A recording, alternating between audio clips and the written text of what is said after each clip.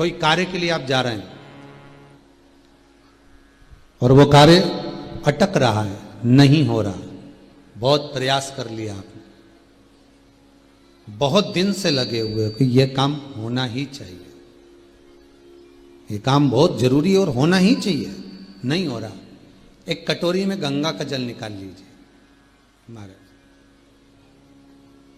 और कटोरी में गंगा का जल निकालकर तुम्हारे घर में एक सिक्का पड़ा हो, 1 रुपया, 2 रुपया, 5 रुपया, कोई सा भी एक सिक्का पड़ा हो, जो भी सिक्का पड़ा हो, कुंदकेश्वर महादेव का नाम लेकर, जहां परिंडा होता है, पानी का मटका होता है, पितरों का स्थान होता है, हंडा भरते हो, मटका भरते हो, उसके पास में उस कटोरी को रखकर 1 का सिक्का, 2 का सिक्का, 5 का सिक्का, 10 का सिक्का, जो तुम्हारे पास सिक्का पड़ा हो, जो भी तुम्हारे पास पड़ा हो, वो सिक्के को हथेली में लेकर कुंदकेश्वर महादेव का नाम लेकर उस कटोरी में डाल दीजिए और उस जल को नैनों से लगाकर आप काम के लिए निकल जाइए। वो काम आपका सफल होकर ही रहेगा, छूट नहीं सकता। गंगा के जल में वो बल होता है, और आप जो सिक्का डाल रहे हो वो ये समझ कर डालें कि कुंदकेश्वर महादेव को मैं गंगा में स्नान करने के लिए, हमारे यहाँ पहले हमने भी देखा, आपने भी देखा होगा, किसी जब बारिश नहीं होती है या कोई काम अटक जाता है, जब बारिश, तो क्या करते थे पहले के जमाने में कि मंदिर को पैक कर दे, उसमें पानी भर दे शंकर जी के ऊपर। आपने कई जगह देखा होगा, उसमें शिव जी को डुबा, तो किसके लिए डुबाते थे? कुंदकेश्वर महादेव के लिए। ये नियम है कुंदकेश्वर महादेव का। पर आज के जमाने में तो चंपेश्वर महादेव है तो उनको भी डुबा दे, गुप्तेश्वर महादेव है तो उनको भी डुबा दे। ये उनके लिए नहीं है। कुंदकेश्वर महादेव किनका नाम है? जम के बोलिए, कुंदकेश्वर महादेव। ये कुंदकेश्वर महादेव को उस कटोरी में, उस बाटकी में सिक्के को डाल, और फिर जब आपका काम हो जाए, आप जिससे मिलने गए हो, जिससे काम की बात करने गए और काम हो गया, तो वो जल ले जाकर सिक्के के साथ, सिक्का तो डालो मंदिर में, कहीं दान पेटी आदि में, और वो जल भगवान कुंदकेश्वर के नाम से शिव जी को समर्पित कर दो। बाबा से विनती करो, बहुत बहुत साधुवाद है बाबा, आपने मेरी लाज रख ली, तेरी कृपा बनी रहे। उसको धन्यवाद दो बाबा को बार बार। हम तो रोज कहते, रोज प्रतिदिन उठो और उठते से धन्यवाद दे दो, धन्यवाद, उठते से कहो वाह वाह साहब, बहुत कृपा करी तूने, मेरी दोनों आंखें खोल दी, नहीं तो पलंग पे सोता रह जाता, तो बड़ी कृपा करी। भगवान से प्रार्थना, उठते से ही धन्यवाद भगवान को दो, बहुत बढ़िया। हाथ मत भी देख लो, पाँव माँव भी, मुंडा, सब बढ़िया है। बड़ी कृपा करी भोलेनाथ, तूने बड़ी कृपा करी, पूरा अच्छा छोड़ा। आधी रात के कहीं एक आध हाथ पैर निपटा देता तो तकलीफ हो जाती है, बड़ी कृपा करी। भले कमरे के अंदर भगवान नहीं हो, पर पलंग पर बैठते से सबसे पहले उठो तो उसको धन्यवाद दो। तेरा ही दिया मैंने खाया पिया है, तेरा शुक्रिया है, तेरा शुक्रिया। मुझे भोले बाबा ने बहुत दे दिया है, तेरा शुक्रिया है, तेरा शुक्रिया है। ये जायदाद दी है, औलाद दी है, ये जायदाद औलाद दी है। मुसीबत में हर वक्त इमदाद दी है, मुसीबत में हर वक्त इमदाद दी है। तेरा ही दिया मैंने खाया पिया है, तेरा शुक्रिया है, तेरा शुक्रिया। मेरे भोले बाबा ने बहुत दे दिया, तेरा शुक्रिया है, तेरा शुक्रिया। उसको धन्यवाद देते रहो, हर पल हर घड़ी हर क्षण उसको साधुवाद कहते रहो। तेरी कृपा से बैठा हूं, आज चलकर अगर कुबेरेश्वर धाम तक पहुंच गया, टीवी के सम्मुख में बैठकर कथा सुन रहा हूं, बाबा ऐसी कृपा करना, मुझे पलंग पर मत पटकना, मुझे खटिया पर मत पटकना, मुझे किसी हॉस्पिटल में ले जाकर मत पटकना।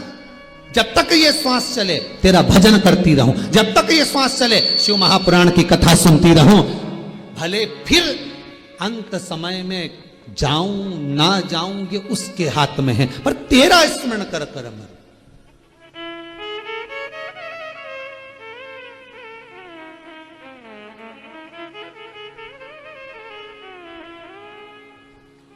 पतंग उड़े आकाश माने डोर थारा हाथ मां। ये पतंग है नहीं हमारी, ये मनुष्य भी पतंग से कम है भाई, हर कहीं उड़ जाए। ये मन पतंग से कम है, हर कभी उड़ जाए। पतंग उड़े आकाश माने डोर थारा हाथ मां, ओ भोले मारी पतंग ऊंची राखना। अगर तेरे हाथ में डोरी है तो तू जानता है कि इसको कहां तक ले जाना। संसार वालों के हाथ में अगर डोरी रखोगे तो कब का काट देगा। भगवान के हाथ में अगर डोरी रहेगी तो कितनी भी पतंग आ जाए, एक मोहल्ले में सुनार की 10-10 दुकान, पर किसी एक की पतंग मेरे भोले के हाथ में है तो वो इतनी चले इतनी उड़े, आसपास के दुकान वाले भी सोचते रहे हमारे पास भी वही माल, कपड़ा भी हमारे पास एक जैसा, पान की दुकान भी हमारी एक जैसी, चाय की दुकान भी हमारी एक जैसी, फिर इसी की क्यों चले। समझ जाना पतंग उड़ रही है और डोरी भोले के हाथ में पड़ी है, इसलिए उड़ रही है, इसलिए उड़ रही है। 50 दुकान एक मोहल्ले में, 100 दुकान एक जैसी कपड़े की, एक जैसा मार्केट, फिर एक की चले और 4 बैठे रहे, डोरी उसके हाथ में उड़ रही है। और कितने लोग लगे होंगे उसको काटने में, विचार करो कितने ग्राहक काटने वाले बैठे होंगे। इधर तो आओ हम पूरा कमीशन देंगे, इधर आओ 10% की छूट, इधर आओ 5% की छूट, कितने काटने वाले बैठे हैं। अगर संसार वालों के हाथ में पतंग रहती तो कब की कट गई होती, पर तेरा ही दिया मैंने खाया पिया, पतंग उसके हाथ में थी, कटी नहीं साहब। कई लोगों ने प्रयास करा, नींबू पटक गए साहब, नींबू पटक गए, किसी के पास हमारे नींबू पटक गए, काय को डरे। पतंग अगर तेरी शंकर के हाथ में तो क्यों डरना। लिख दे दरवाजे पे कि एक साथ 1 दर्जन पटको अचार बना के खाऊंगा, तो क्यों डरे। पतंग शिव के हाथ में है, पतंग शंकर के हाथ में है, और अगर पतंग मेरे शिव के हाथ में है तो फिर डरना क्या, क्यों डरे।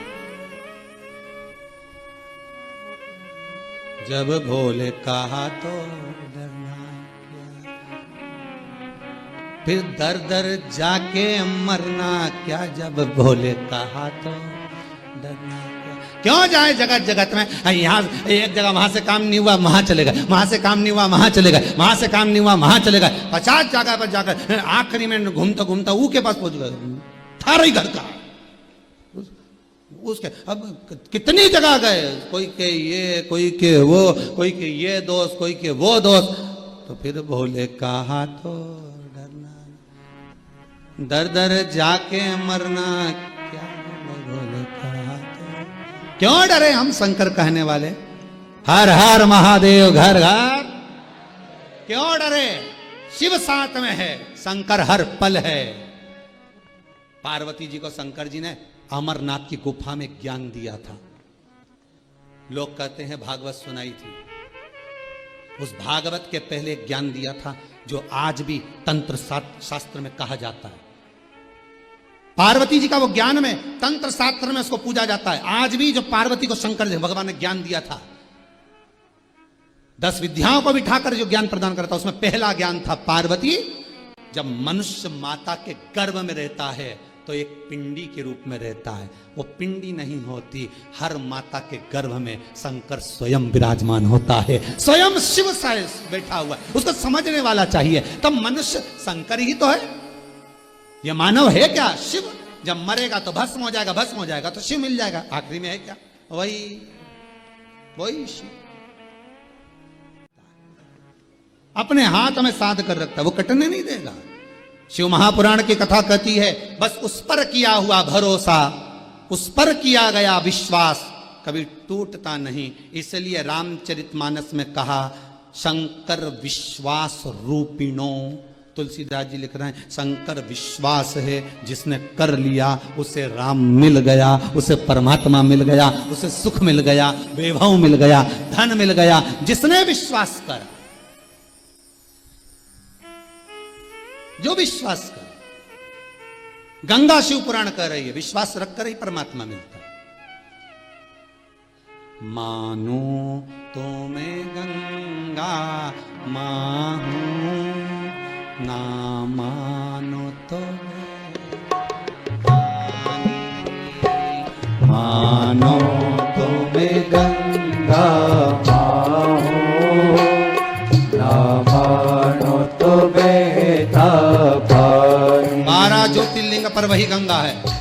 सोमनाथ चंद्रदेव भी अभिषेक कर रहे हैं तो गंगा के जल से, मल्लिकार्जुन श्रीशैलम में कार्तिक अभिषेक कर रहे हैं तो गंगा के जल से, महाकाल गंगा का जल मेरे महाकाल राजा का भी सुख प्रदान करता है। ओमकारेश्वर स्वयं नर्मदा का तट भी वो गंगा का जल का ही प्रमाण देता है, छिपरा भी गंगा का जल का प्रमाण। मानो तो मैं माहूं, ना मानो तो बेटा मानो तो मैं गंगा माहूं। ये गंगा शिव महापुराण का आखिरी भजन है। गंगा के साथ में 12 ज्योतिर्लिंग का स्मरण करते हुए केदारनाथ नर नारायण वह भी गंगा का आनंद सुख पाते। भीमा शंकर स्वयं गंगा का सुख देने वाले, आनंद देने वाले, काशी विश्वनाथ जिनके तट पर गंगा मैया सदा विराजमान। जो स्वर्ग नहीं धरती को,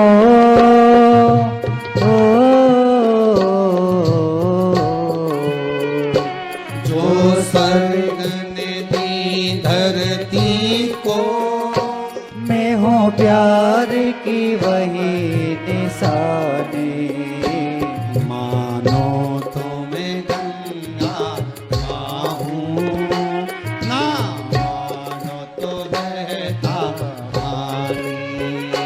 मानो तो मैं गंगा माहूं, ना मानो तो बहता पानी। गंगा शिव पुराण कर रही है त्र्यंबकेश्वर में भी गंगा त्रिवेणी के रूप में बह रही है, शिवलिंग के पास में से निकलकर कुंड के रूप में जा रही है।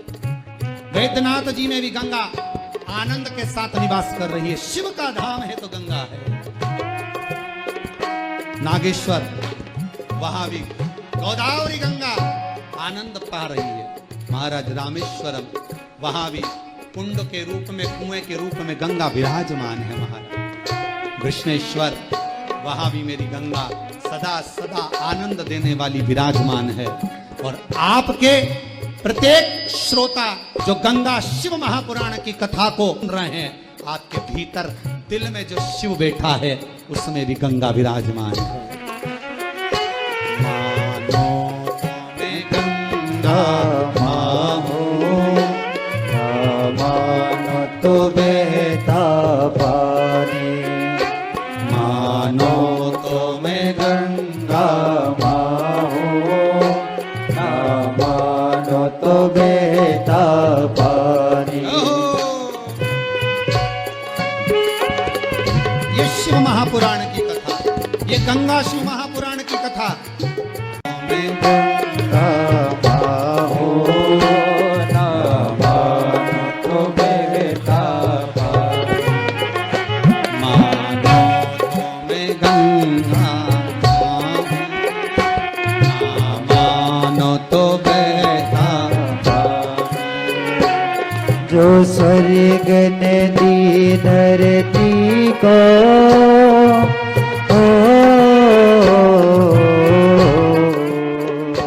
जो स्वर्ग नदी धरती को, मैं हूँ प्यार की वही निशानी।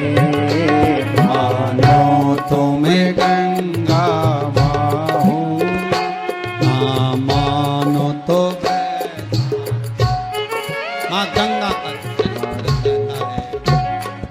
गंगा महारानी की हर हर महादेव। क्योंकि दुख रूपी मित्र जब हमारे करीब में रहता है ना, तो हमको हर पल, हर घड़ी, हर क्षण मेरे शंकर की याद दिलाता रहता है। ऐसा मित्र कहीं मिलेगा क्या? मित्र वो जो दुख की घड़ी में परमात्मा को नजदीक ले जाए।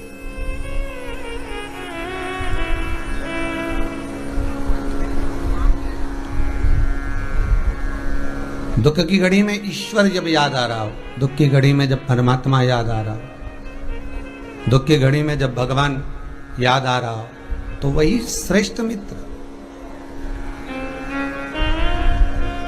और हमारा जो दुख है,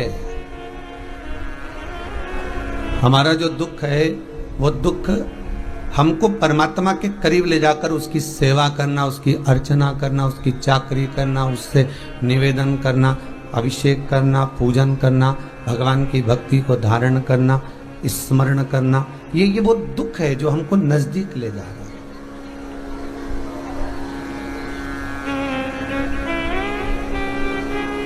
ईश्वर के करीब ले जाने वाला, ईश्वर के पास ले जाने वाला केवल एक दुख है।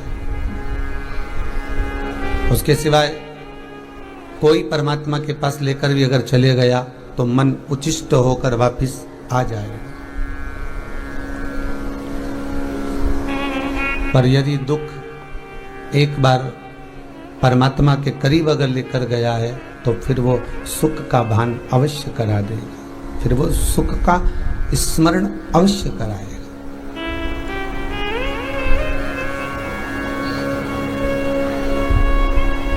60,000 काकाओं का 60,000 काका जब शांत हो गए, तो भागीरथ महाराज उस दुख को देखकर कि 60,000 काका शांत हो गए, उनके उद्धार के लिए मुझे कुछ करना पड़ेगा। कभी कभी जगहित के साथ में आप अपनी आत्मा के कल्याण के लिए भी तो विचार करिए। जगहित के साथ में कभी कभी अपने भीतर का भी विचार करिए कि मेरा कल्याण कैसे हो।